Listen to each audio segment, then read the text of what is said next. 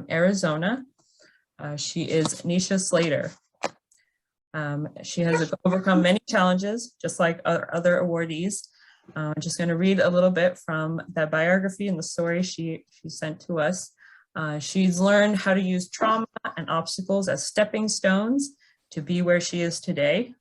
She spent a majority of her life as a loving mother of her 3 beautiful children, but she had many challenges as a young woman, dropping out of high school. She had a baby at a very young age after being raped and molested, but she chose not to give up. She knew her children needed her in the long run, and she learned that she also needed herself. She rose above the challenges that she faced and started to focus on developing herself, developing her own confidence, and empowering her own identity. So then, based on that, her own experience, she took that and created an opportunity, a platform for other women to also be empowered, to inspired, and to be uplifted, and also to learn, for her to bring those lessons to many more. And that group grew to nearly 1,000 women. She's led workshops, seminars, coaching programs to help many women to turn pain into purpose and challenges into triumph. So let's hear first from the one who nominated, Ms. Slater, and that would be Glenda Lambert. She is our Women's Federation for World Peace Southwest Regional Coordinator. So please tell us a little bit more about our awardee. Oh, thank you so much. You know, first of all, I need to really say what an amazing stories. I can't wait to read it on the website. Thank you so much, ladies. But I have to honestly say, you know, my best friend, Diane Hickler, introduced me to Nishia. And because of that, I could really get to know Nishia, an amazing young woman. You know, the story that she was telling me about her life was just like, what is this happening in the world? But the way how she really dealt with it, that was amazing for me. And working on herself and trying to really, you know, change her, transform herself into the woman she is today. I'm so proud of her. I'm so encouraged by her way of life.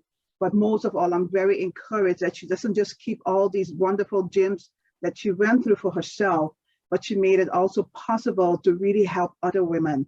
And I'm sure a lot of her friends are here to support her, and especially her children. She is a mama bear, you know, who really stands up for her children and really also encouraging her girls to be strong women leaders for the future. So I just want to say how proud I am of her. And also she really made me even more proud when she said, I'm going to write a book, co-write a book. So I hope Nishia has her book with her so you can show people, you know, that you are even going beyond that. It's not just telling your story, you're also writing it down. So I'm so grateful to really introduce you all now for Nishia to share her story. Congratulations, Nishia. All right, well, let's bring up her story and our president to bequeath it and read the inscription. Thank you very much, Glenda, and congratulations. It's an honor to give the HerStory Award of the Women's Federation for World Peace USA in recognition of Nishia Slater on this day, February 26, 2022. We honor your exemplary example I get for your journey of overcoming unimaginable obstacles and using your life lessons to help many more women become empowered through your work. We applaud your dedication as a woman leader who is bringing healing to the hearts of many. Signed by myself and empowered by Mother Moon behind. She's the mother of peace. Congratulations. You have the floor. Oh, thank you so much. I don't know about you ladies, but when people talk about me, I get choked up. I could talk about myself all day, but it's something about hearing about yourself. Whew. Oh my goodness.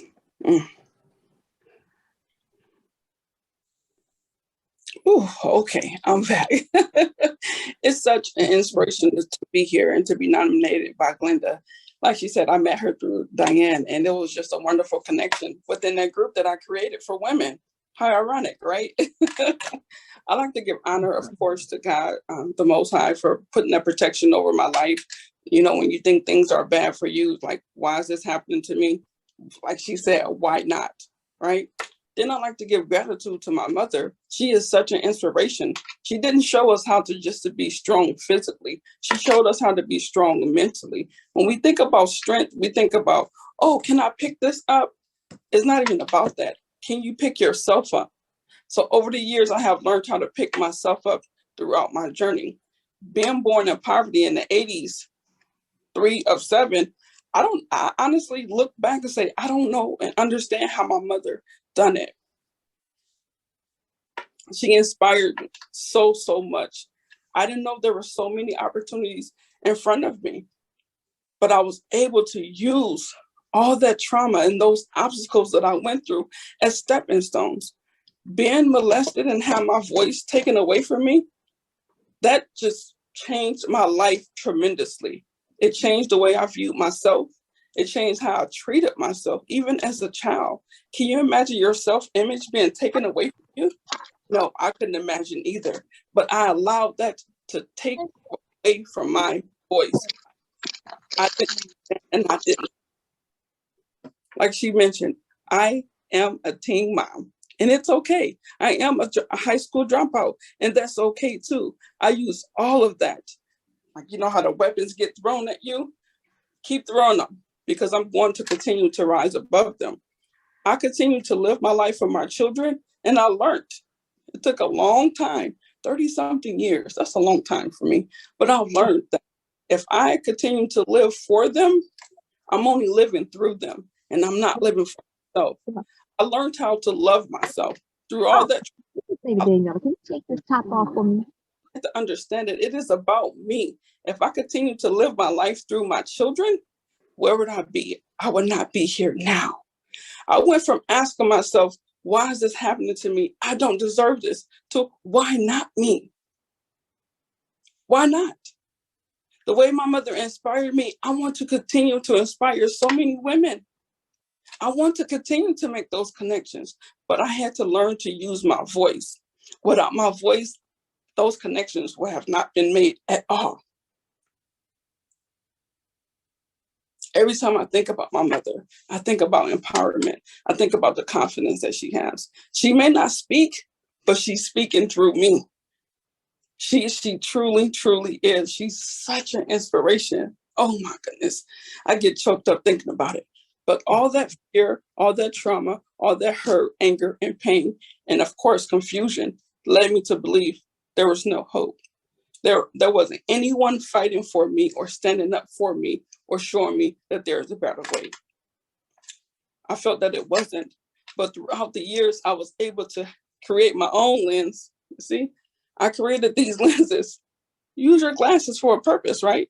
I created these lenses to see that all that pain, that hurt and anger I was holding on to, it wasn't doing anything but cause me to continue to live the life that I did not want.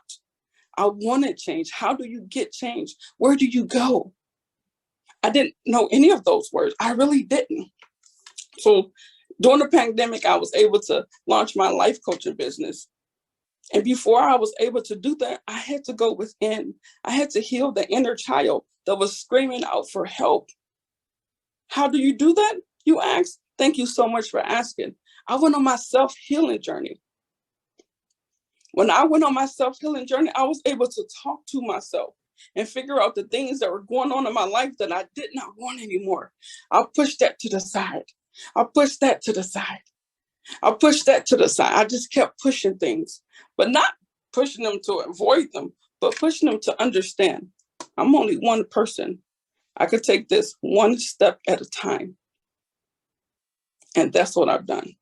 I took my trauma, I took those obstacles one step at a time, and I just started building above this way. That self-love that I didn't have, I have it. Taking care of myself, I have it. The confidence, I have it. To feel empowered, I have it. To be empowered, I have it. Like, I get so emotional just thinking about that. What really, really helped me to to focus on changing and doing better for me is my mind. My mindset was distraught. It was broken down, and I wanted to be this beautiful masterpiece. But how? I'm 6 foot tall. I know people see me. How do I be this masterpiece that I was called to be created? Like I said, go within. Once that happened, it was on from there. That space that I created for women is because I want women to be the change in the world that we need to see. This journey has taught me that we need each other. We do. We do. I am so grateful for the connections that I have made along this journey. Oh my goodness. Oh my goodness. Oh my goodness. So I'm going to say this, that fear that you're having, that hurt, anger, pain, confusion, write it down, journal. Journal. I went from journaling to writing a book. I became a co-author of a book. I don't know if you have this, but this right here will hold you down. It will hold you hostage. And it all starts in a mindset. I don't know about you, but it all starts in a mindset. That's where it started for me. When I decided to be a co-author in this book, it just went up from there. I let all that self-doubt, self-sabotaging, all that fear, I let it go. And I wrote it. It's written. Why not? So when you think, why is this happening to me? Like we mentioned, why not you? Continue to be that voice that we all need. We need to hear from you. What is something that you're holding on to that you wish? And we don't need to wish because it's possible. I am here to show you that all things are possible. It is. It truly, truly is. I have so much gratitude. So much gratitude. Oh my goodness. Oh my goodness. If you don't have anything nice to say, they say don't say it at all, right? That's not why I'm getting silent. When I get silent, I just take it in because I know God, the higher power, is working through me. There's someone out there higher than me that's working through me and for me and fighting for me. The same for you. Let's continue to use our voice and be that change that us women need to see and to feel. Can you imagine if we all came together? Can you imagine? But that's what we're doing. This is what this platform is for.